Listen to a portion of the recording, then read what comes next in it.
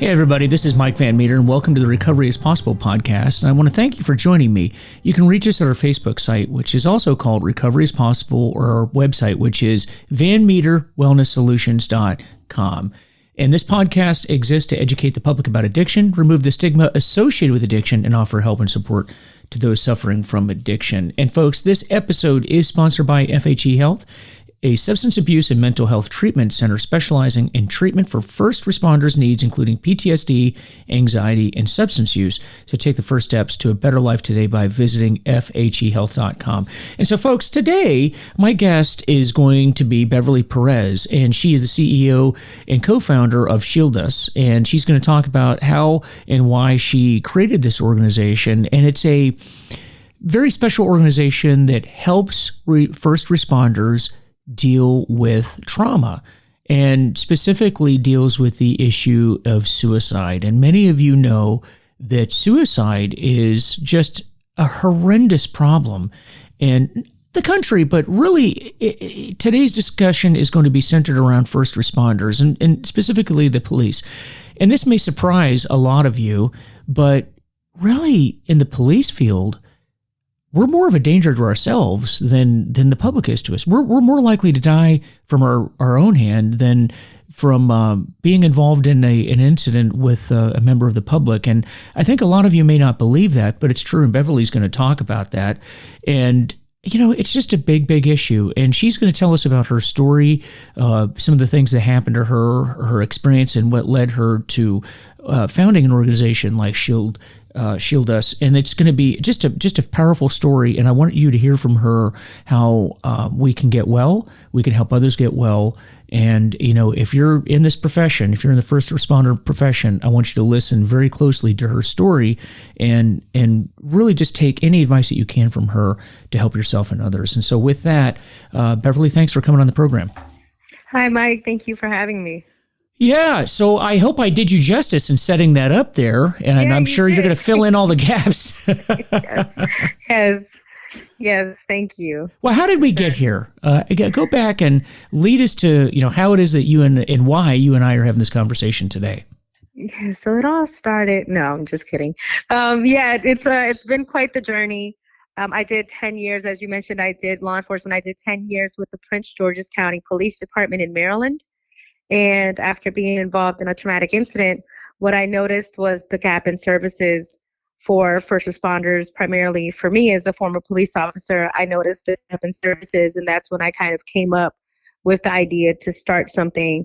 However, it took time for me to get the vision, because I had to obviously do the healing. I had to do the work before I could do the work. And in that journey, what I found out was that the things that worked for me, that were serving me in my journey of healing, were holistic practices, all the cognitive type of therapies like journaling, meditation, mindfulness, all those things. And so what I did is I started my nonprofit, as you mentioned, ShieldUs, which stands for Self-Help in Every Law Enforcement Department.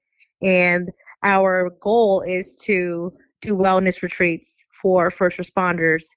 I also offer trainings and motivational speaking as well. And now we're here.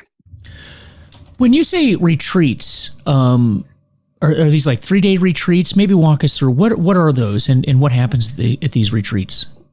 So I am happy to say that ShieldUs is 2 years old. However, we just got recognized, I want to say like 3 months ago, as a 501c3 through the IRS. So very excited about that. Our steps now are coming up with, fundraising and grant and partnerships.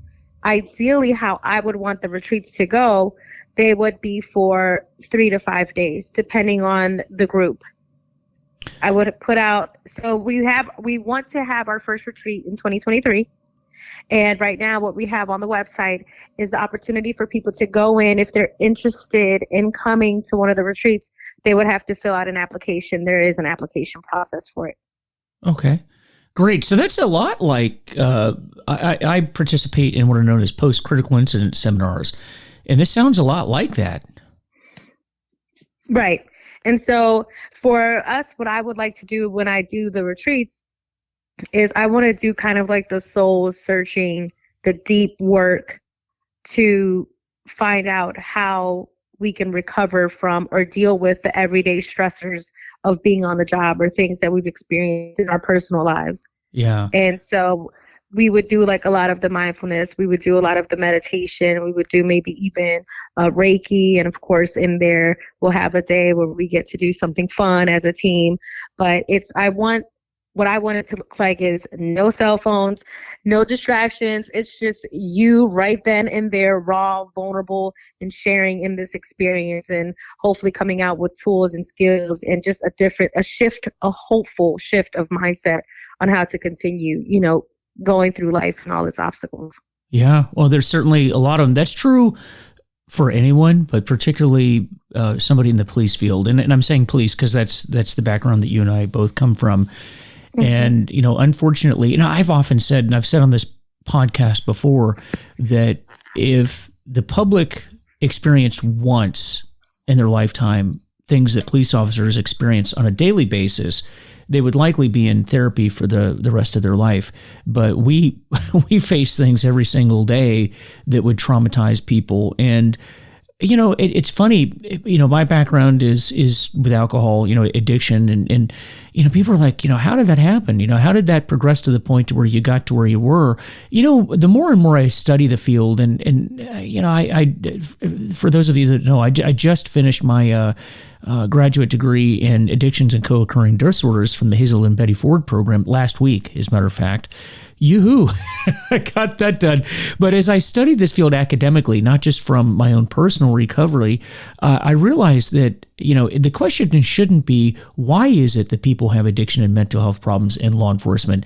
The question really is, how do you, those of you that have not suffered from that, how the heck did you do it? Because really, I think with the stuff that we've been exposed to, it would be normal. It would be expected to have problems on the other end. Because as I said earlier, the average person, if they were exposed once to the things that we are exposed to every day, they would be in therapy for the rest of their lives. So it's really amazing that we have so many people go through this profession and come out the other end relatively well.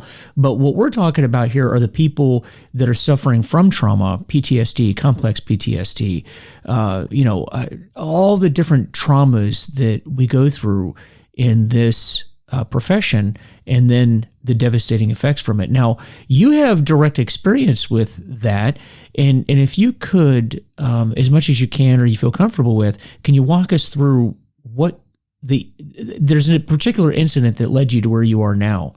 Could you maybe walk us through that? Sure.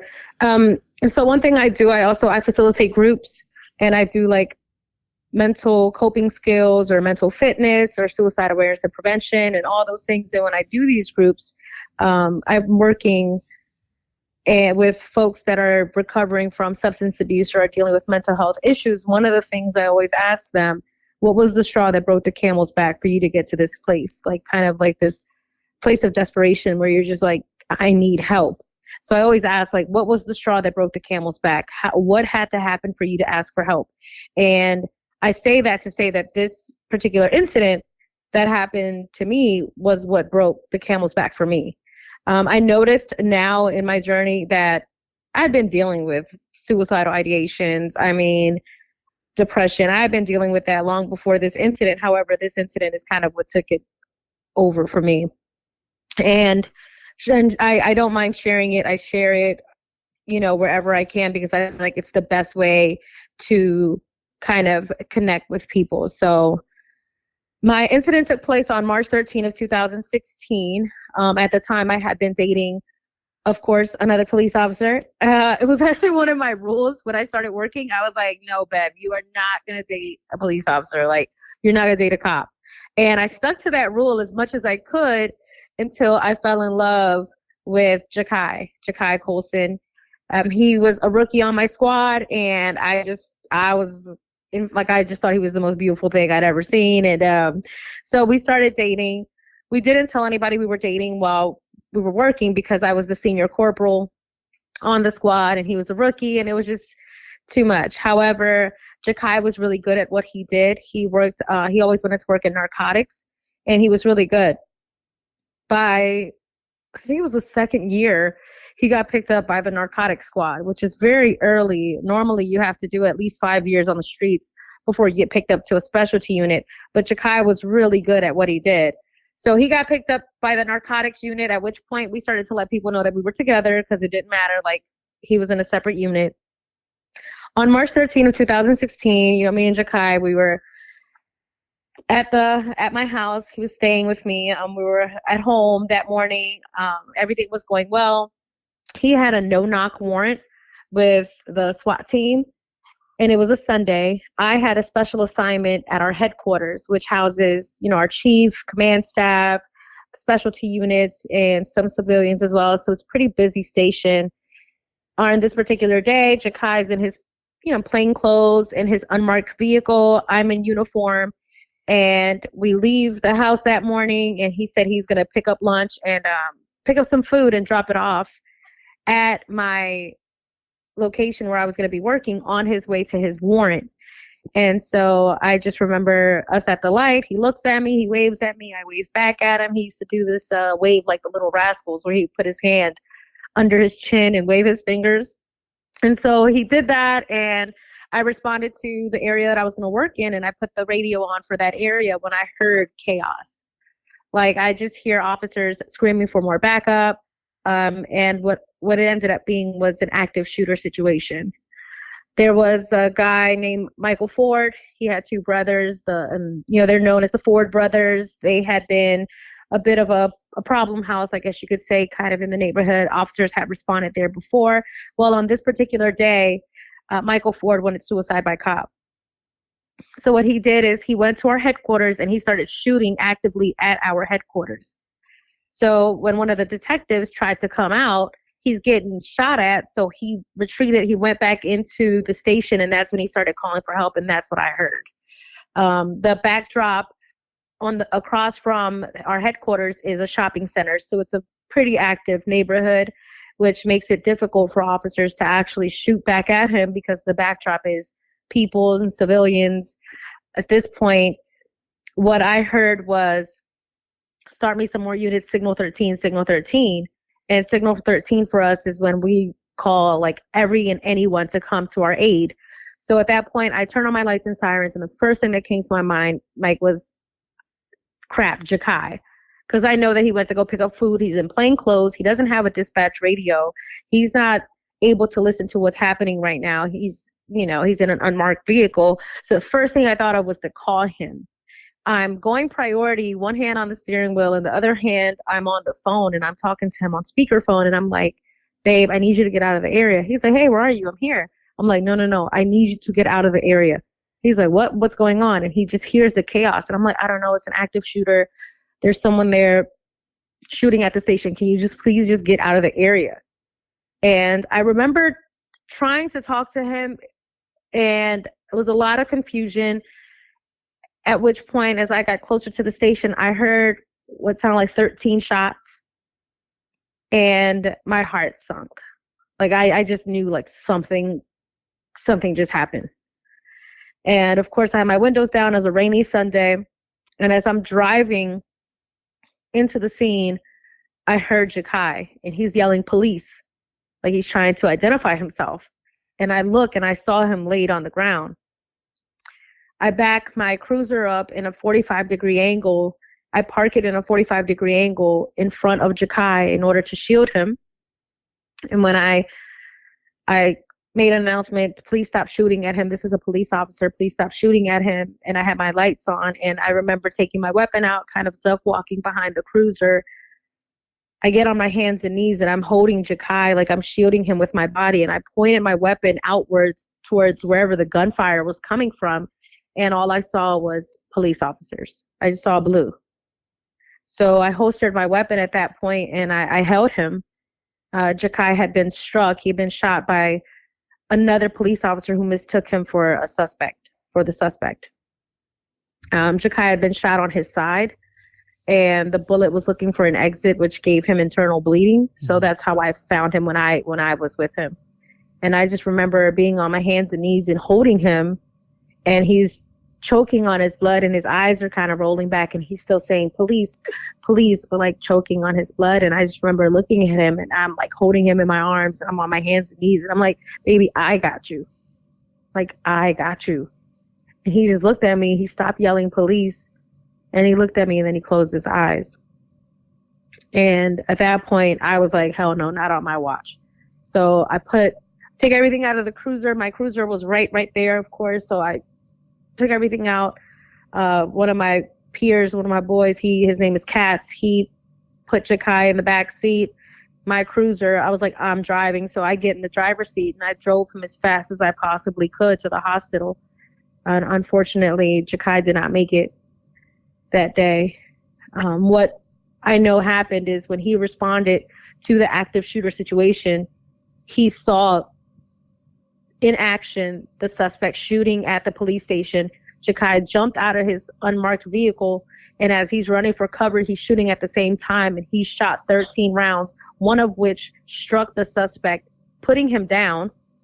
And as Jakai continued to run for cover, it allowed the officers came out, and one of the officers that came out saw Jakai running and shot Jakai, thinking Jakai was the suspect.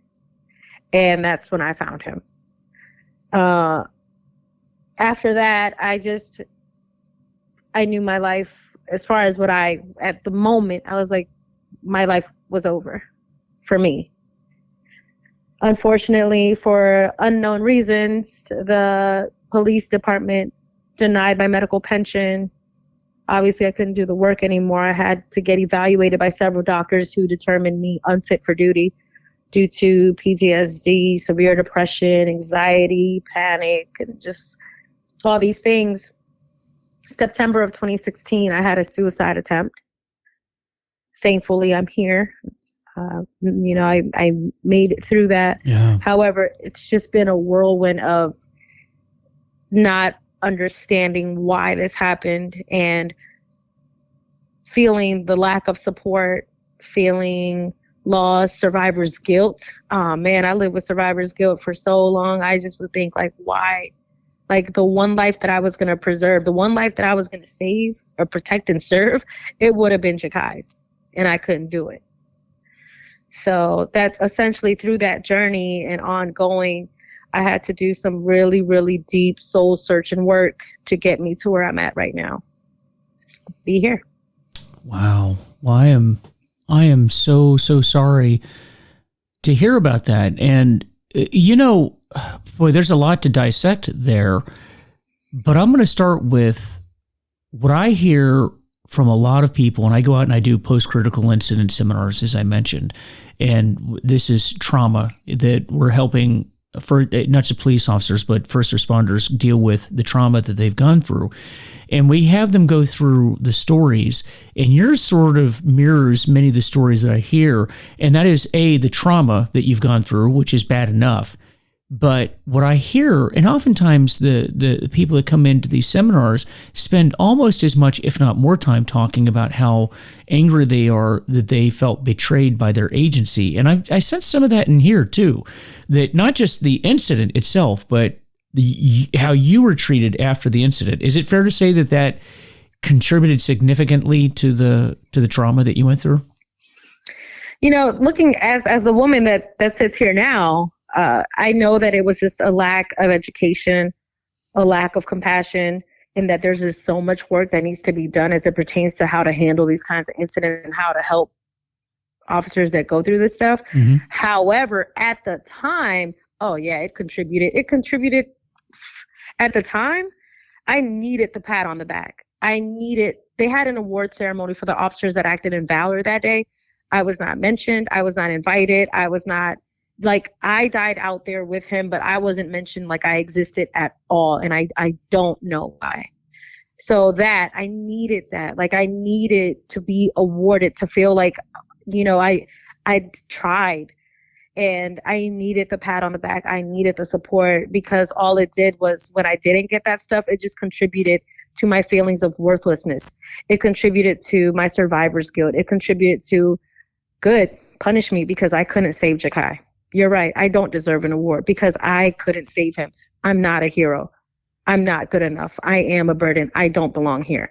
contributed to my suicidal ideations, feelings of worthlessness. I was beyond angry. I think I was more so angry at myself. Of course, number one, I hated being me for being alive and for him not being alive. And then to just get kicked while you're down, essentially by my department, I was done with all of it. All I thought about, literally, Mike, I would wake up every day and I would think about, how do I die today? Mm. Wow. Did you ever find out why the department did not recognize you or sort of ignore you? Did you ever find out any answers to that? So what I ended up doing was I did as much as I wanted to die. I knew that I had to be strong enough to fight for my pension, because I also knew, like, wait a minute, this doesn't feel right. Like, why are you denying? I was confused.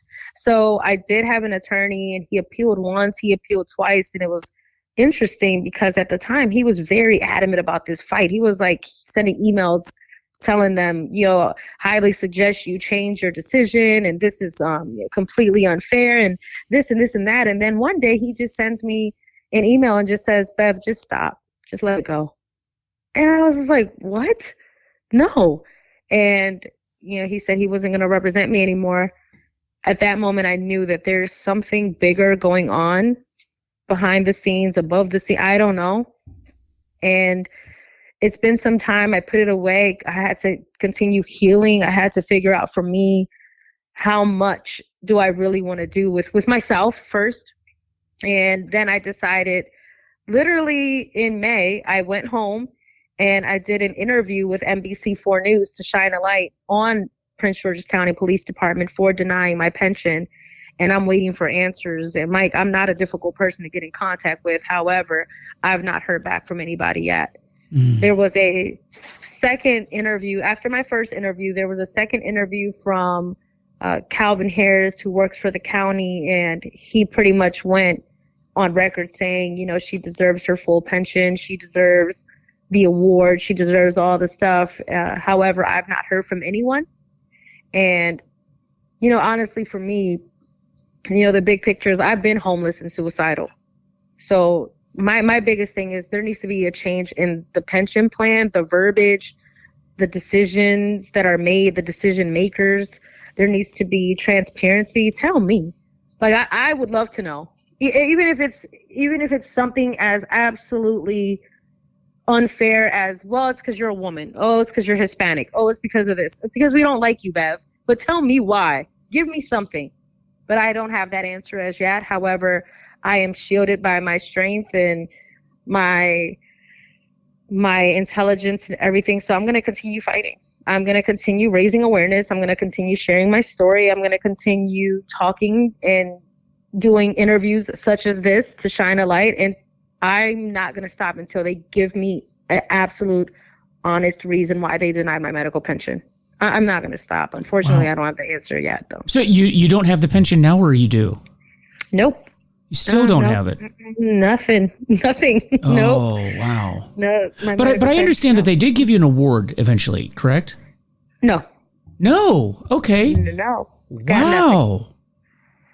Yep, I got nothing. Wow, I am so sorry to hear about that. And I mean, it's not as if you weren't going through enough trauma as it was. I mean, goodness gracious.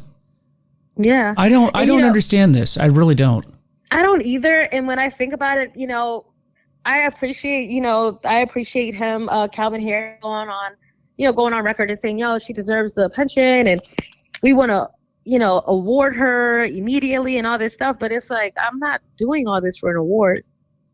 Not anymore. I needed it. 2016, Bev needed that award. Now? No. I don't need this stuff. But I need for something to change within this particular department and other agencies, because what I do know is that there is officers that are suffering in silence as we speak because they know that they're not going to get support from their agencies.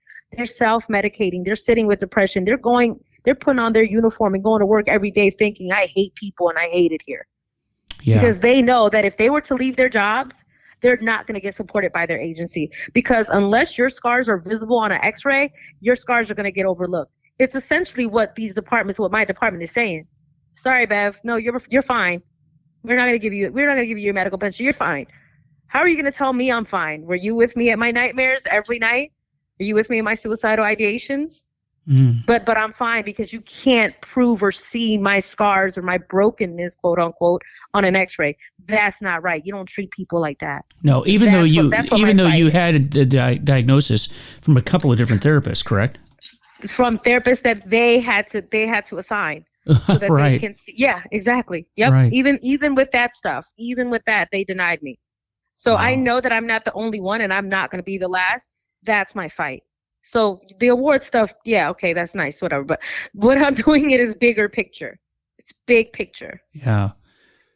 Wow. That just fits in with what I was talking about before. And I don't think it's limited to Prince George's County. I hear it from a lot of officers and first responders from around the country. Like I say, whenever I go out to Ohio and do a post-critical incident seminar, that is much of the time is spent, just talking about the anger and how they were treated by their agencies. And I know when I was teaching down at the FBI National Academy, that's something I used to talk to the police executives about, that, you guys got to take better care of your people. I don't know what happens at a certain point when you get to a certain level in management, whether it's the FBI or a police department and a fire department. There's just something like people forget what it's like to be doing the job. And they preach all day long, our people first, but then you don't put your people first, and you just make it so difficult. But the thing about recovery is, and because I think that there's a lot of similarities between recovery from mental health issues and substance abuse issues, and as you mentioned, people are self-medicating, so a lot of times they go together. I know in my own personal recovery, the world goes on. The world is a bad, evil place. A lot of times, people are taught when they're young, everybody's good. We're all good people. No, we're not. No, not everybody's a good person. There actually are evil people out there. There are people out there that intend you harm. That's just the way that it is. And we move forward. And I know that I couldn't get well, and it sounds like you couldn't get well until we could learn to move forward with all of this going on, all this chaos going on and injustice in her life. And it sounds like you've done that. So take us through, how did you do that? So you have this, the department's mistreating you, you're going through your nightmares, you're having all these issues, but yet we're sitting here today. So something has worked out well. So anybody listening to this podcast right now, and they may be in a situation similar to yours, how would you give them hope and direction on getting better? Oh man, that's such an important question. Yeah. And it's literally why I do what I like to call now my life's work. And I will say, had I addressed county police department about this before, I would have been moving from a place of anger, which would have been moving from like a place of emotion, and I would not have been as successful in trying to get my word out. So I think you have to, one of the things I definitely want to tell folks, if you're angry, you're mad at your department, be in that anger, sit in that before you move from an emotional place, because nobody's going to hear that, right? It's like trying to talk to a significant other about something, but all you're doing is like yelling, or getting mad or moving from aggression. That person's not hearing you anymore. That's a very good point. Yeah, we want to use our wise mind. We want to kind of use both the logic and both the emotion and bring that together. But the only way you're going to be able to do that is once you go through this journey of healing and recognizing that that's even a thing. And one of the ways, because you made the question, is stepping aside and stepping away from your ego. And that's really, really hard. Mm-hmm. Stepping away from your ego, recognizing you don't have all the answers and you do need help.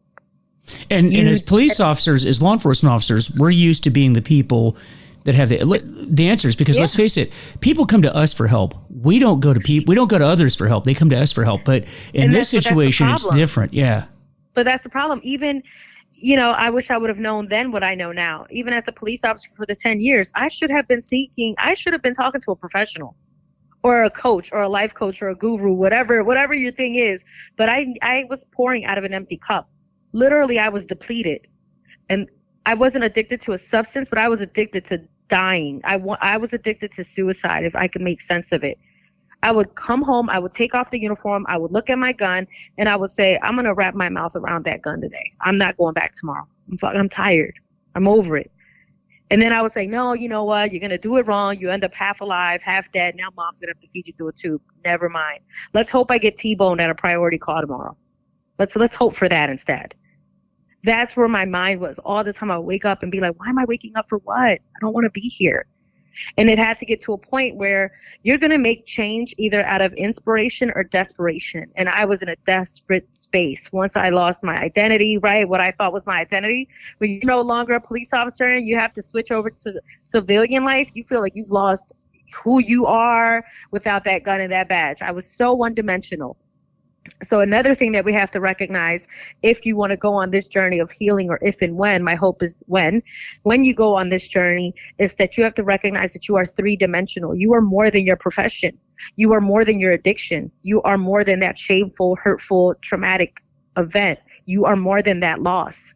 You are more than that. You are a whole entire human. And we have to get in our mindset that we are three-dimensional. We have to move away from our ego and move without ego and not move with hate. And then I would also, one of the things that's very uncomfortable for us to do is vulnerability. Talking about your feelings. Nobody wants to do that. I don't want to sit in a room with not one person or a group of people and talk about my emotions and my feelings and cry in front of you. I don't want to do that. I don't want to do that. So then do that. I always tell folks, what is the most uncomfortable thing to do? For somebody that's like anxious, always thinking about the future and tomorrow, what's uncomfortable? Probably sitting here in the here and now. Do that. What about the person that's living in the past, right? Because living in the past is depression.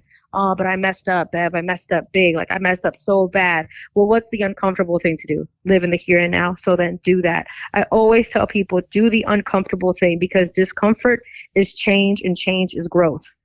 So those are like some of the few, just the quick and dirties that I could give you on kind of what helped me. And that's what I did. I went through the Center for Mind Body Medicine to get certified as a group facilitator. And I'm sitting in this group of women, and they're, older, white women, and I'm Hispanic. I'm, in my early 30s. And I was just like, man, these women don't have nothing in common with me. I'm not talking to them. And I remember going around the group, and when it got to me, I would always say, pass, and I would not share. I was just an angry jerk, because I knew it all, and you don't know me. You're never going to understand my walk. You don't look like me, so you don't know my life or my walk. I'm not going to open up.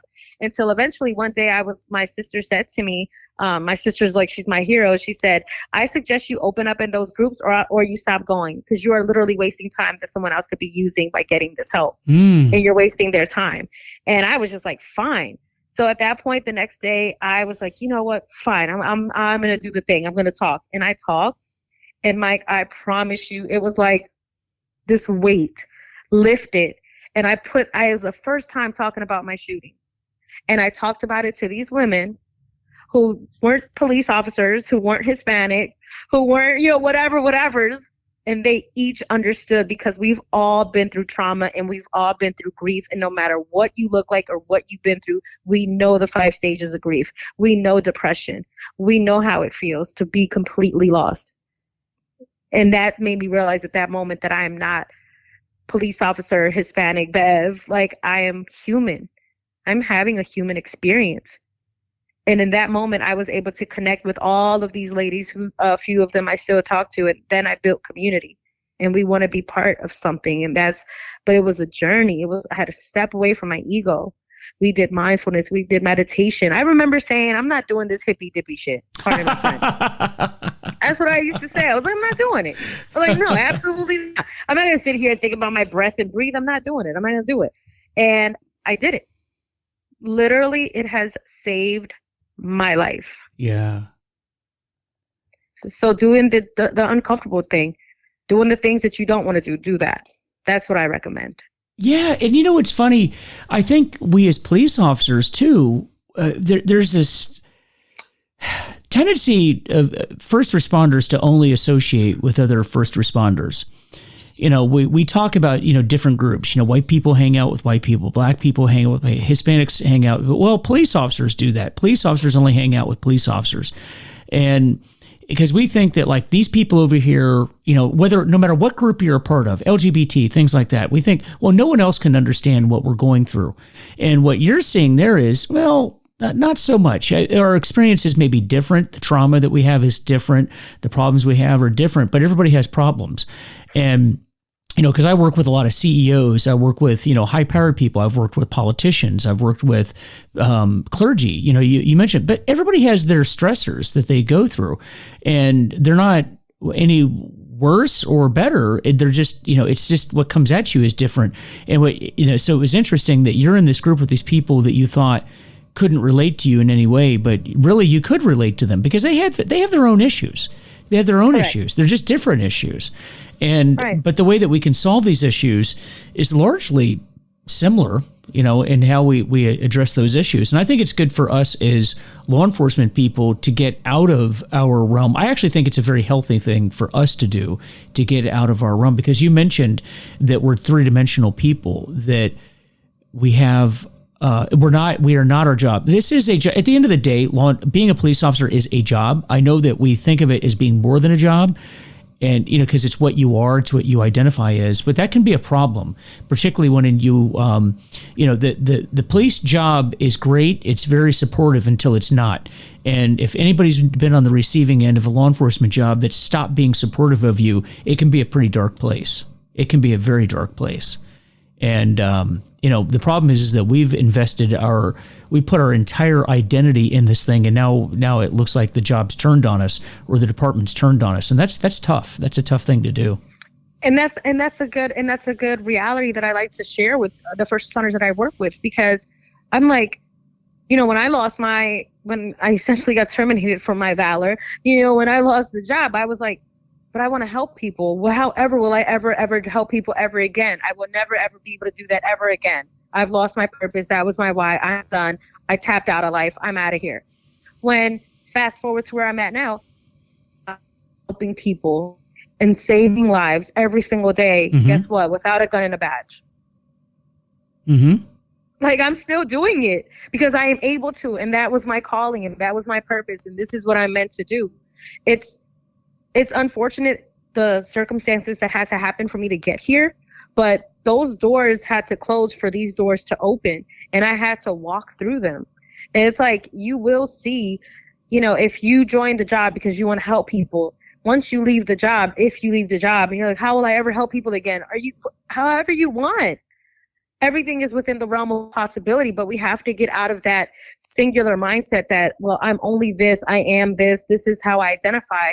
You have to realize the big picture, you're more than your profession. Mm-hmm. And that's really important. I always try to emphasize that. And I always think, what brings you joy? What brings you joy? What do you like to do? What skill sets do you have?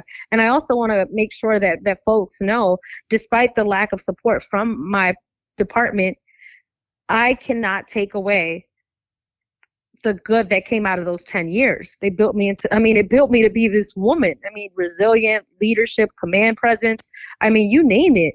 And all the other skills, the trainings that I obtained. I took all kinds of training, whether it's identifying deceptive behaviors or whatever, all that stuff that they cannot take my education away from me, what they gave me. All the trainings that I got, how to utilize different things and tourniquets and all those things, all that stuff, you can't take that away from me. Mm-hmm. And when you look at all that stuff and what you have this skill set still, okay, you no longer have the gun and the badge to say that you are a sworn police officer, but you still have all those skills, all that education, you still have that stuff. How can you utilize those and grow from those and use those towards whatever your next career is, and that's kind of what I bring with my work. I started a nonprofit to work with first responders. And what I did is I took the test through Florida. I'm a certified peer through the state of Florida. And guess what I get to do? I get to do this type of work that I absolutely love. And I get to work with first responders and help them know that recovery is possible from mental health or from substance abuse, while utilizing the skills that I learned from being a police officer. I couldn't serve as a peer if I was never a police officer. How could I be a peer to a police officer if I never had the profession? But I'm able to say that I am because I was. So I'm grateful for the years that I had, despite of their lack of support. I take away the good that I can take away. There was a reason why I was in that profession for a decade. There's a reason for it. So I take that. I try to take the good away from it and utilize those skill sets. And once we start shifting our mindset like that, you'll realize, like, big picture, there is something for you to do. But in this journey, like I was mentioning to you before, in the journey of healing, you're going to recognize that you need to step away from your ego, step outside of yourself, and understand that there is a purpose for you. If you're waking up every day, it's because there's something left for you to do. It may be within this profession. It may be a new profession. It may be something totally different. It may be something that you are passionate about doing. It's a hobby, but you're too scared to take that leap. It might be that. And unfortunately for a lot of folks, we don't get into our calling until something unfortunate happens, like a termination. And then you're left with no choice but to start a new career path. And I just always hope that, when people hear this, it's like, just be proactive. Don't be reactive. If you're unhappy in your workplace, you don't have to be there. But we also want to be mindful that we don't just leave all our responsibilities, but start maybe making your exit plan. Mm-hmm. What do you find joy in? What skill sets do you have? What could you do? Who could you work for? What would you ideally be doing if you could do anything realistically? And then start creating a little plan. Yeah, I think that's a really good point. And, that ties into what I think part of getting well and part of recovery is tied back to something that you said earlier. And that is living in the present, living in the present, and then looking to the future. But oftentimes we spend a lot of times, particularly people suffering from trauma and addiction, we live in the past. We're just lamenting on the past, and there's nothing that we can do about the past. The good, bad, ugly, nothing we can do. All we really can do is deal with what's in front of us right now. We can plan for the future. We can look to the future. And it's good to have those plans, like you said. But, start making that exit plan if you don't like the job that you're in. Don't be irresponsible about it, but start the next planning stage. But looking forward. However, you don't want to project too hard or live in the future either, because we don't really know what the future is going to hold. But deal with what is in front of us right now, because if we're living in the future and dwelling on the past, then we're not dealing with what's in front of us right now, and that can have a negative impact on the work that we do, the relationships that we have, and so on and so forth.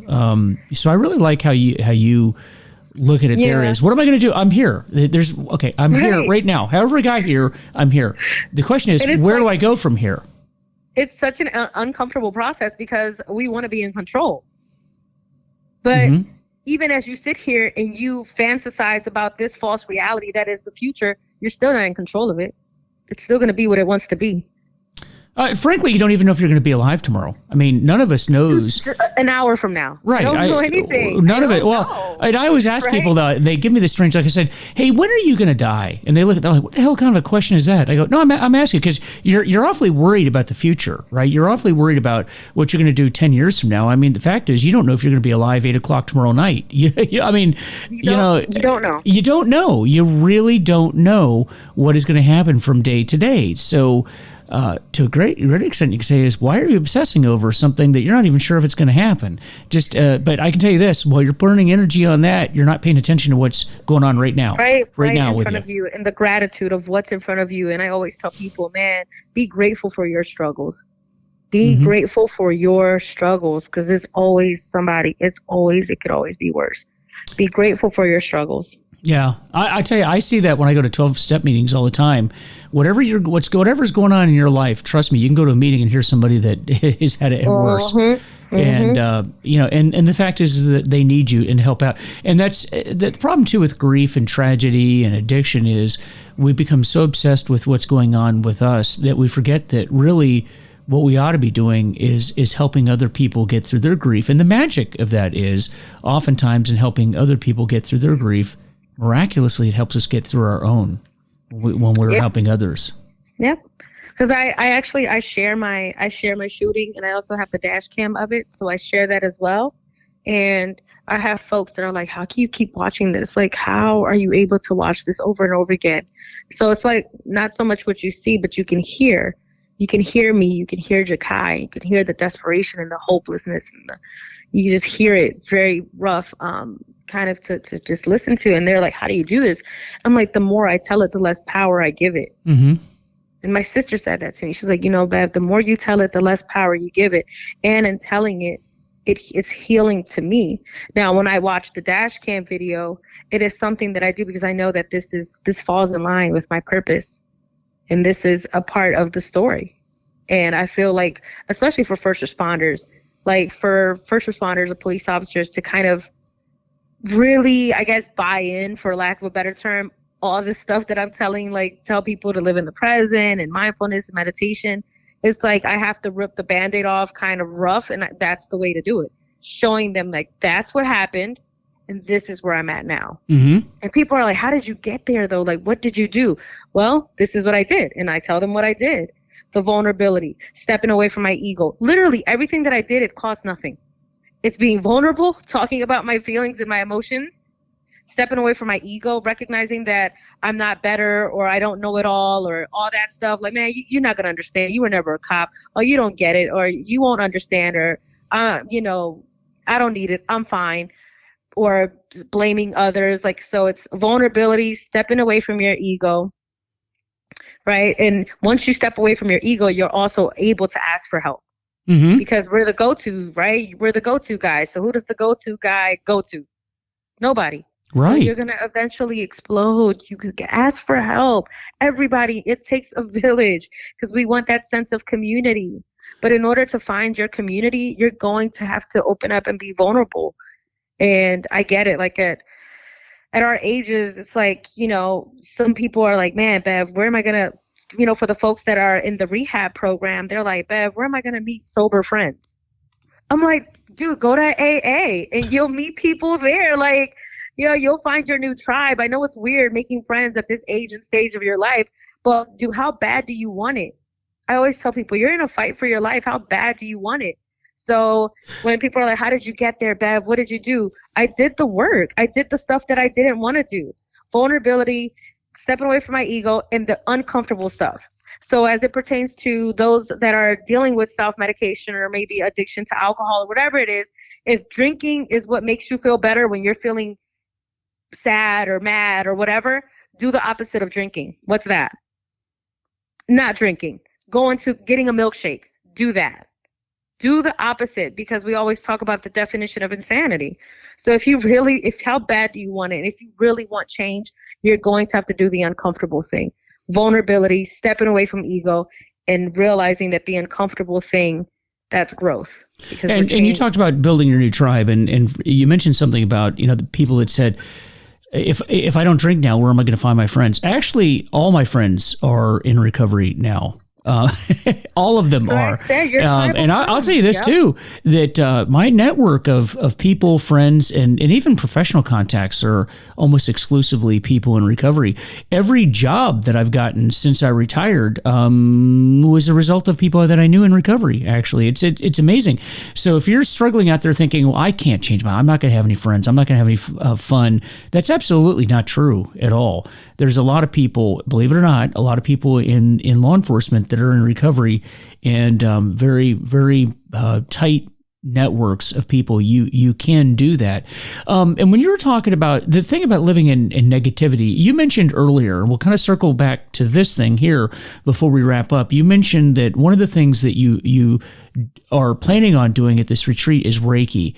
And Reiki is something that those that listen to this podcast go way, way back. A number of episodes, I interviewed a guy named Art Nevis, who is a Reiki practitioner. He was an FBI agent that I knew down at the FBI Academy. And we talk about energy because what happens is, and I'll turn this over to you here in a second, Bev. Folks, being negative and living in that negative energy is very toxic to your body, mind, soul. And it really just tears you apart.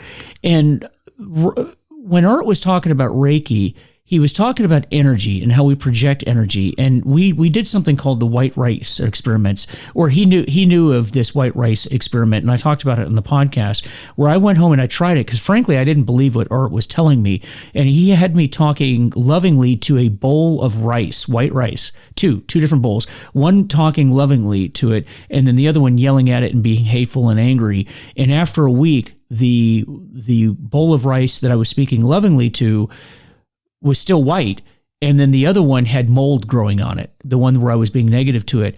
And I was shocked because I really didn't think this was going to happen. And what Art was explaining to me was that's what the negative energy does. It's very toxic. It's very destructive. And that, really what he was saying is that energy that happens to ourselves, that we create health problems. We create all kinds of issues in our body, physical bodies, is a result of this negative energy that keeps perpetuating itself. Would you agree with that? Because I know you just quickly mentioned Reiki in the beginning of the podcast. Yeah. Oh my gosh, Mike, I am so intrigued. I'm over here thinking about going to get a bag of rice so I can try this. Yeah. I love that. Wow. How long after did you notice the changes in the rice? I think it started happening about 2 or 3 days into it, and I did it for a week. Wow. And I believe there's a YouTube video that you can watch called the White Rice Experiment. And if any of you listening, or Bev, go back, or Art Nieves was the guy that I interviewed some time back, and he talked specifically about Reiki, because when he first told me about Reiki, I was like, what? But he made a believer. He actually made a believer out of me. But at first I was like, that sounds like some voodoo stuff to me. But no, there's something to it. And now there's a lot of metadata out there talking about being positive. Being positive in hospitals now. That's why in hospitals, people that are in recovery from operations or trauma, things like that. That's one of the reasons why they found that people that have a strong spiritual base tend to heal quicker than people that do not.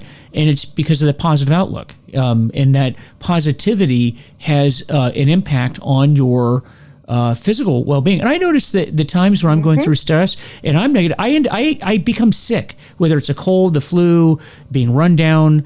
I'm at my worst when I'm in a negative place as opposed to being very, very positive.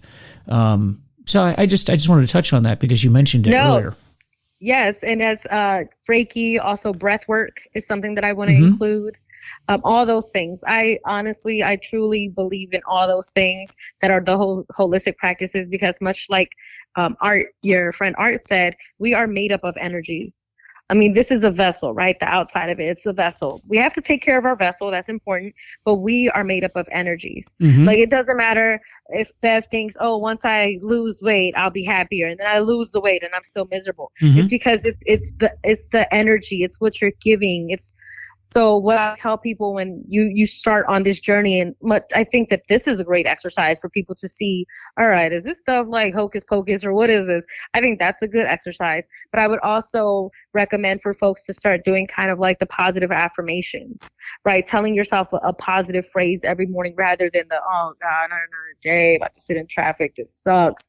Instead of starting with that, starting with a positive affirmation or gratitude, because much like he said, we are made up of energies. What you put out is what you're going to get back. If I'm waking up and I'm already like negative thinking about traffic or negative thinking about an email or a coworker, that's the energy that I'm literally putting out. That's the force that's guiding my day.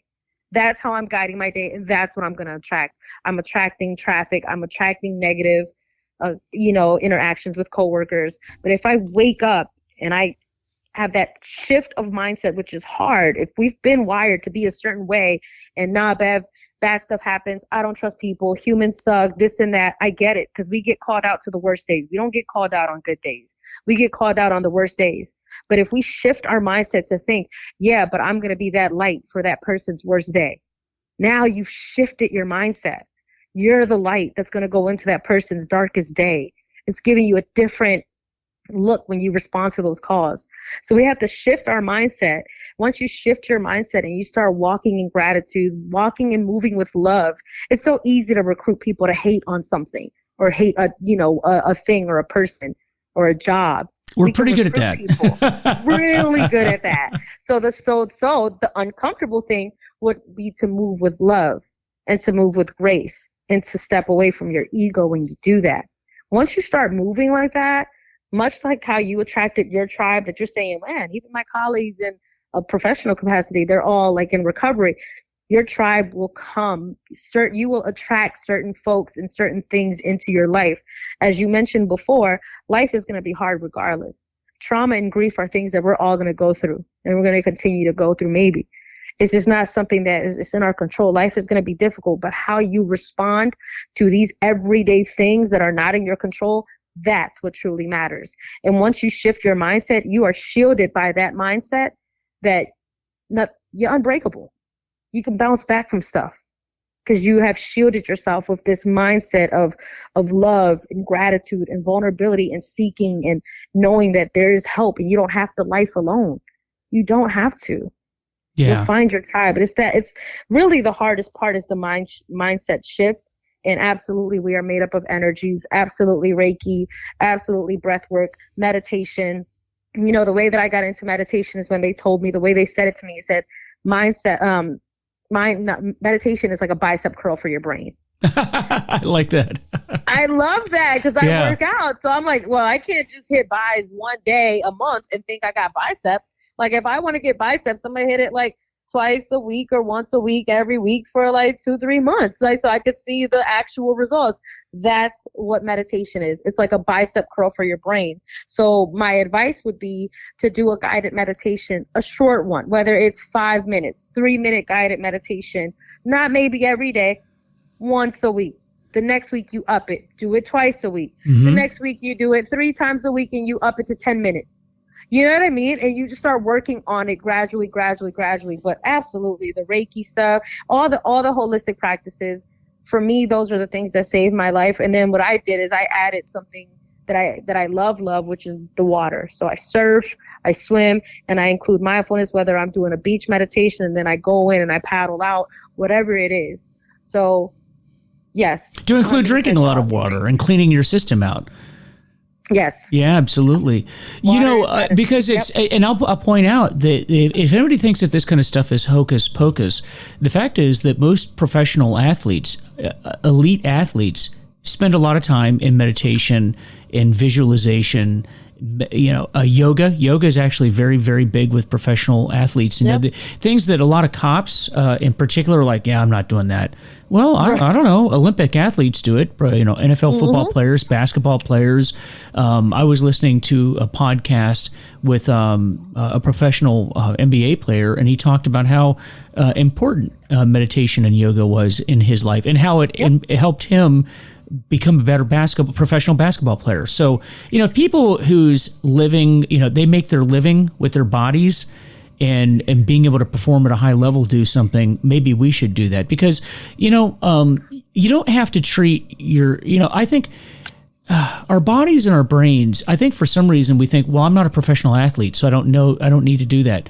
No, but if we adopted a lot of the practices of professional athletes, we would probably be better off. You know, and if you are a police officer, actually your body's pretty important in the job that you're doing. So you want to take care of it. And if you wanted to, and I can tell you as somebody who retired from the law enforcement profession, my advice to young people, and I do this all the time when I am talking to young people, is if you want to do this for 20 or 30 years, you better damn well take care of yourself because this is a marathon. This is not a sprint. Right. And one of the things, I like how you said that because one of the things is like, you're not looking at what this athlete is doing so that you can have like this athletic build and stamina. No. The big picture here is if you don't like where your life is right now, those routine things you do, you're going to have to change them. Mm-hmm. That's true. You're going to have to change them. We're not saying I'm trying to be like, you know, like Michael Jordan. No, but how did Michael Jordan become Michael Jordan? Mm-hmm. You know what I mean? I don't necessarily want that fame or be a ball player, all this stuff.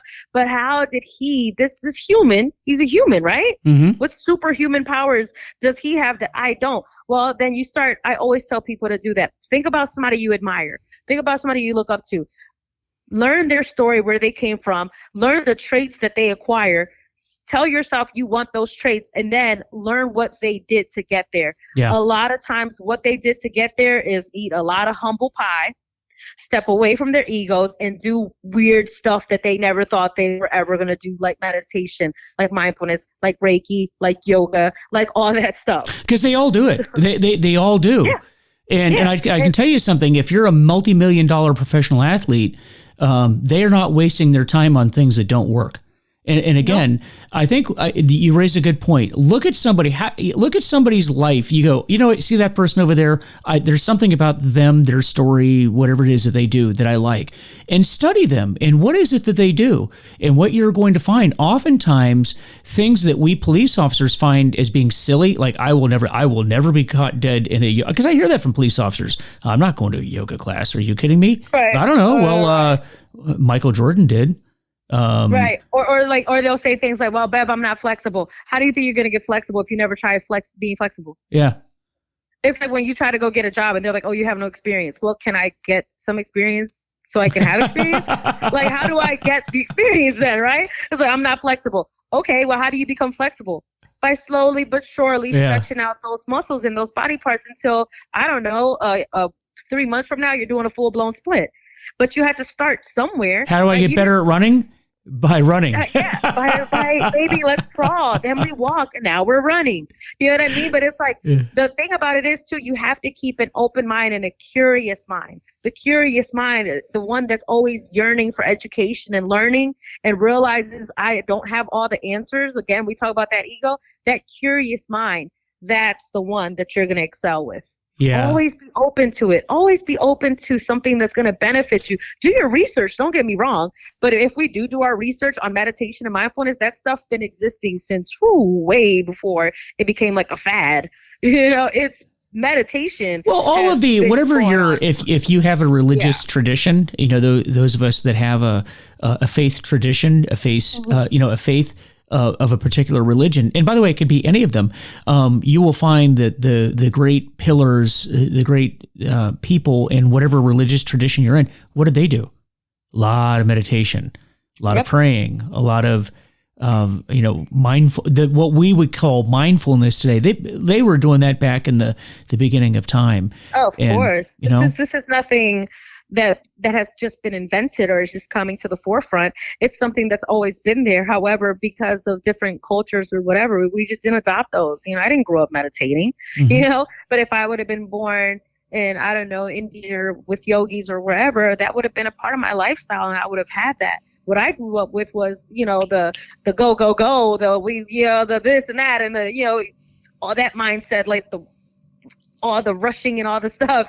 You know what I mean? Mm-hmm. Now it's, as I got to this point, like I said, you're going to start shifting your life, whether through inspiration, which is my hope, or desperation, which was mine. I love that. I was in a desperate place. And through that desperation, I was like, how do I get there? I just want to get to the good part already. I don't want to feel like this anymore. I don't want to feel like this anymore. What is my purpose? What is my why?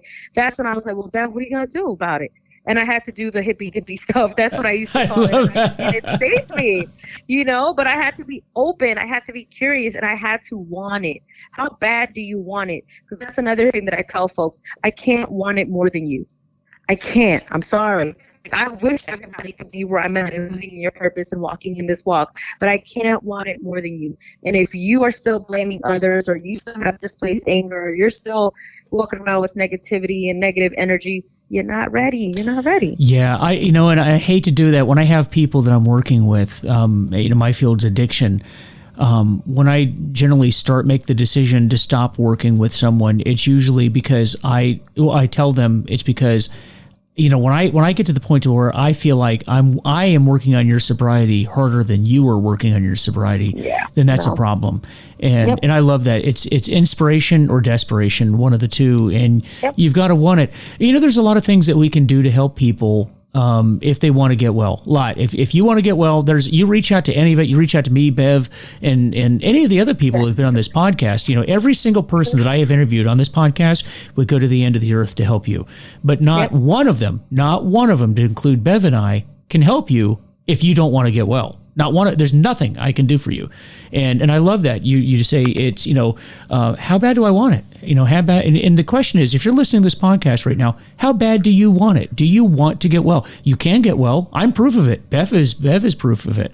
But the difference is, I got to the point in my story where I wanted to get well much more than I wanted to continue living the way that I was living, and that's what we do. And that's just it. And I just want to say one last thing. Sure. Because I know that we say this often too, just as a former police officer, I was placing a lot of blame on my department for not helping me. Mm-hmm. However, at the end of the day, closed mouths don't get fed. If you want to get help, you don't have to wait on a department to change its entire structure and help you, because the one thing, the world is not going to change for you. The world is not going to move for Bev. Everything isn't going to stop and be like, oh, let's get Bev help. Nope. I had to figure it out. I had to work. I had to go find the help. So if you're working for a department and you're dealing with a mental health or a substance abuse, and if you go tell somebody, you'll lose your job, or you'll take away your gun or badge, or they'll give you a 1-800 number to contact your EAP, and you're like, they're not going to help me anyways. I would not be so discouraged to stop there. I would continue to seek help. How bad do you want sobriety? How bad do you want recovery? Why are you only going to your department and expecting them to do something for you? They owe you nothing, unfortunately. That's just what it is. But you owe it to yourself to keep fighting this fight and seeking help and doing your research and finding out what works and going to the AA meetings. There's a meeting all the time, everywhere, always. So how bad do you want it? Don't wait on these departments. Bev, we don't have a peer support, then create one. Become one. We don't have to wait on any departments or agencies to give us the help that we know we need. Just don't be discouraged if your department is not there yet to offer that help, because I exist, Mike exists, and a host of other resources exist where you do not have to feel like, well, if my department doesn't help me, just never mind then. There's no help out there. Yes, it is. How bad do you want it, though? Yeah, you lead from where you stand, and I like that. And actually, I started a couple of meetings. I started the first 2 AA meetings in the FBI. They did not exist, and it goes to what you were just saying. I thought, well, okay, they don't exist, so I'll start one. That's what you do. It. Yeah, that's what you do. How bad do you want it? How bad do you want it? But absolutely, recovery is absolutely possible. Wow. Here we sit. I love it. I wrote down. You can't see it, but I have a board next to the table I'm sitting at right now, and I wrote down, oh my gosh, probably about 8 different quotes from you, because there were so many different quotes that I thought were phenomenal. Hey, but so before we go, one last, let our listeners know how, if they want to get hold of you, how can they get hold of you and the resources that you have? Because I know you have a website. If we could share that. Yes, the website is www.ShieldUs.app. And you can follow us on Instagram at ShieldUs.app. Also, you can follow me at _BevyBev on Instagram. But the website, you can go on there and there's a contact information. Follow us on social media as well. And I am not a difficult person to get in contact with, and I respond back to every message and every direct message as well. So thank fantastic. You again, Mike. Thank you so much for this opportunity. Oh, thank you. And folks, if this applies to you, check it out. Check out she has a really good website. I checked it out earlier. There's a lot of good information on there. And Bev, we definitely support you and your future endeavors. And I just wish you the best luck of getting this thing going and helping as many people as you can. It's fantastic. And oh, by the way, Bev, for you and for the listeners, that podcast where I was interviewing Art Nieves on Reiki, it is episode 80. So check that out. Episode 80, nice. Talking about, and the title of the episode is What is Reiki? So if you don't know what Reiki is, listen to that, check it out. I didn't believe it, but I'm a believer now. And I've got some really freaky stories from from some of the stuff that he did, but I'm a believer in a lot of stuff that I used to not be a believer in. But check that out, episode 80. And so with that, guys, once again, this episode has been sponsored by FHE Health. And according to SAMHSA, first responders are 30% more likely to develop behavioral health conditions like PTSD. And we just spent a lot of time talking about that, and it's absolutely true. And FHE Health specializes in getting first responders better and cleared for duty. So check out more from them at fhehealth.com. That's fhehealth.com. And, folks, as I always like to say, I don't represent any group out there. I do talk about different groups, but I don't represent them. These are just resources that we put out there, the things that have worked for me, and maybe they'll work for you. And if I've said anything, or if Bev has said anything that doesn't apply to you or you don't agree with, then just discard it. Folks, you don't throw it all out. You take any information that you can use for yourself and try to use that to help others as well, because that's what we do in recovery. We help ourselves along the way, and we try to help impart the knowledge that we've gained in that process to you as well. And so with that, please visit our Facebook page, which is Recovery is Possible, and our website, which is VanMeterWellnessSolutions.com. Let me know how I'm doing, and let me know if there's a topic that you want to hear about, because we're always trying to give you content that will make your life better, as well as the lives of the people around you. This is Mike Van Meter. Recovery is Possible. You take care of yourselves. Talk with you soon.